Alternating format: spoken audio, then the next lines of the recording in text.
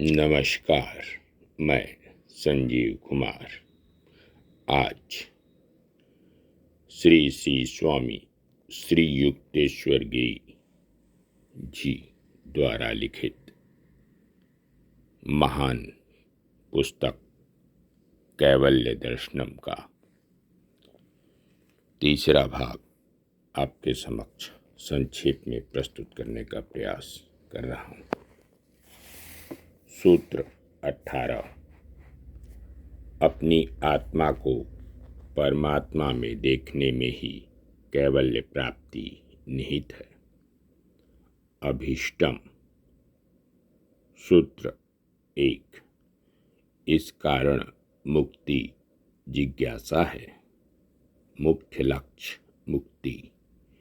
जब मनुष्य अनुमान से ही क्यों न हो इस सृष्टि के वास्तविक स्वरूप को समझ जाता है, वह यह जान लेता है कि वह माया के अंधकार के कारण ही कुछ देख नहीं पाता है और वह माया के बंधन ही हैं जो उसे अपनी आत्मा की विस्मृति की गर्त में पकड़े रखते हैं और उसके समस्त दुखों को जन्म देते हैं। तो स्वाभाविक ही वह इन सब झंझटों से मुक्त होना चाहता है।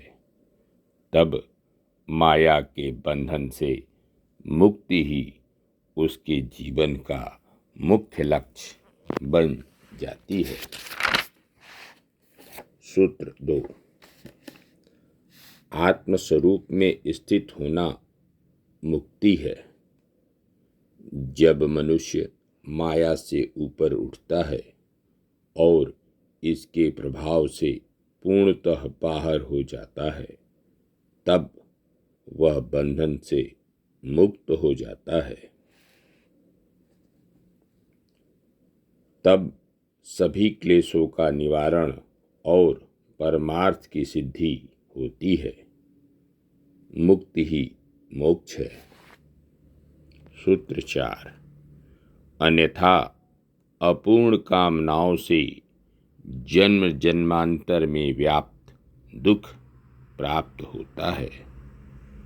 मनुष्य जब तक स्थूल शरीर को ही अपना अस्तित्व मानता है और अपनी आत्मा में स्थित नहीं हो पाता, तब तक उसके हृदय की इच्छाएं अतृप्त रहने के कारण उसे खलती रहती हैं।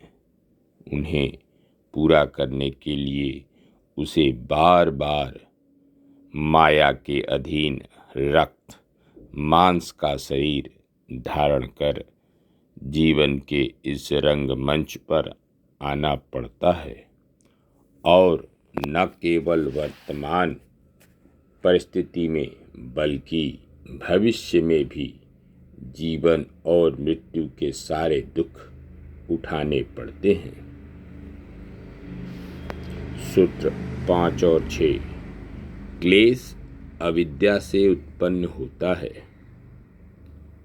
भाव में अभाव, अभाव में भाव, इस प्रकार का बोध अविद्या है। अविद्या के द्वारा मनुष्य यह सोचता है कि जो कुछ है वह यह स्थूल जगत ही है और इसके पार कुछ नहीं है। यह अविद्या न केवल अपने आप में एक क्लेश है बल्कि मनुष्य के अन्य सारे क्लेशों की जड़ भी है। सूत्र 7 से 12। ध्रुवता की द्विविध शक्ति से युक्त अविद्या अहंकार, आसक्ति, राग एवं द्वेष के रूप में अभिव्यक्त होती है। उस अविद्या की अवधारणा शक्ति से अहंकार और आसक्ति उत्पन्न होती है और विक्षेप शक्ति से राग द्वेष। आत्मा वह स्थूल शरीर का भेद न कर पाने से उत्पन्न ज्ञान अहंकार है। प्रकृति से प्राप्त संस्कार अर्थात प्रकृति और उसके नियमों को ही परमोच्च मानना आत्मा की सर्वकारक शक्ति को नहीं ही आसक्ति है। सुख देने वाले विषयों की तृष्णा राग है, दुख देने वाले विषयों के त्याग की तृष्णा ही द्वेष है। सूत्र 13। कर्म क्लेश का कारण है, उसका विपाक ही दुख है। अविद्या, अस्मिता, राग, द्वेष एवं अभिनिवेश, इन पंच क्लेशों के प्रभाव में मनुष्य अहंकार जनित कार्य करने में प्रवृत्त होता है और फलस्वरूप उसे दुख भोगना पड़ता है। सूत्र 14 और 15। सब दुखों की निवृत्ति ही लक्ष्य है। निवृत्ति में भी अनुवृत्ति का अभाव परम लक्ष्य है। सब दुखों को समूल नष्ट करना ताकि उनके लौट आने की कोई संभावना ही न रहे, परमार्थ या परम लक्ष्य है। सूत्र 16 से 21। सब कामनाओं के पूर्ण होने पर सर्व दुखों के मूल क्लेश की निवृत्ति होती है, तब परमार्थ सिद्धि होती है। सत्य चित्त आनंदमयता की उपलब्धि ही सब कामनाओं की पूर्णता है। सद्गुरु के दिए हुए साधन के प्रभाव से प्राप्त चित्त की प्रसन्नता ही आनंद है। चित्त सभी दुखों का अंत, तत्पश्चात सब सद्गुणों का उदय कराता है। इस प्रकार आत्मा की नित्यता के ज्ञान की उपलब्धि सत्य है। ये तीन सत्य चित्त आनंद पुरुष का सच्चा स्वरूप है। सूत्र 22। तब सभी कामनाओं के पूर्ण होने से परमार्थ की सिद्धि से गुणों की अभिव्यक्ति से आत्मा की अपने स्वरूप में स्थिति हो जाती है।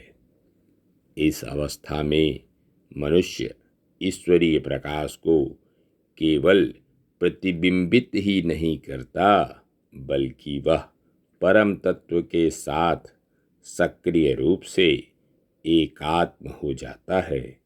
वही कैवल्य है।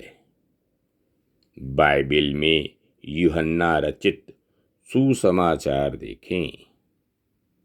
मेरा विश्वास करो, मैं परम पिता में हूँ और परम पिता मुझ में है। साधनम। सूत्र 1 से 4। तप, स्वाध्याय, ओम का ध्यान यज्ञ है। सभी स्थितियों माया के द्वैत जैसे सर्दी और गर्मी, दुख और सुख आदि में समबुद्धि तप है। आत्म तत्व के उपदेश सुनना, मनन करना एवं निधिध्यासन ही स्वाध्याय है। प्रणव अर्थात ओम ध्वनि ही ब्रह्म का एकमात्र मार्ग है। इसमें आत्मसमर्पण ब्रह्म निधान है। सूत्र 5 और 6। श्रद्धा, वीर्य, स्मृति व समाधि के अनुष्ठान से उसका अर्थात प्रण का आविर्भाव होता है। हृदय में स्वभावतः उत्पन्न प्रेम के वेग की तीव्रता श्रद्धा है। श्रद्धा हृदय के सहज प्रेम की वेगवान तीव्रता, वीर अर्थात नैतिक वीरत्व, स्मृति सच्ची धारणा तथा समाधि सच्ची एकाग्रता के संवर्धन से यह पवित्र प्रणव शब्द सहज ही प्रकट हो जाता है। पवित्र जीवन जीने के लिए हृदय के सहज प्रेम अर्थात श्रद्धा की नितांत आवश्यकता होती है। जब प्रकृति की यह स्वर्गीय देन हृदय में प्रकट होती है, तब यह मनुष्य की संपूर्ण प्रणाली से क्षोभ विक्षोभ के सारे कारणों को हटाकर उसे पूर्णतया शांत कर सामान्य अवस्था में ले आती है और शरीर की आधारभूत शक्तियों को नवजीवन प्रदान कर सारे विजातीय तत्वों को अर्थात रोगाणु कीटाणुओं को प्राकृतिक तरीकों पसीना आदि से बाहर निकाल देती है। इस प्रकार श्रद्धा मनुष्य को तन मन से पूर्ण स्वस्थ कर प्रकृति के मार्गदर्शन को सही ढंग से समझ पाने के योग्य बनाती है। जब मनुष्य में यह श्रद्धा विकसित हो जाती है, तब मनुष्य में अपने तथा अपने इर्द गिर्द के सभी लोगों के सच्चे स्वरूप को समझने की योग्यता आ जाती है। श्रद्धा जब विकसित होकर गहरी हो जाती है, तब यह मनुष्य को ईश्वर तुल्य महात्माओं की संगति प्राप्त कर सदा के लिए मुक्त हो जाने का सौभाग्य प्रदान करती है। इस श्रद्धा के बिना मनुष्य न तो प्राकृतिक रूप से सहज जीवन जी सकता है, नहीं वह अपने कल्याण के लिए योग्य व्यक्ति की संगत में रह सकता है। प्रकृति के मार्गदर्शन को समझ पाने में गलतियां करने के कारण वह जो अवांछनीय तत्व अपने शरीर में ले लेता है, उनके कारण वह प्रायः विक्षुब्ध रहता है और फलस्वरूप उसका शरीर और मन दोनों ही दुख का कारण बनते हैं। उसे किसी प्रकार से कोई शांति नहीं मिलती और उसका जीवन भारभूत बनकर रह जाता है। इसलिए इस स्वर्गीय देन रूप श्रद्धा का संवर्धन मोक्ष प्राप्ति के लिए मुख्य आवश्यकता है। धन्यवाद। नमस्कार। शेष अगले अंक में।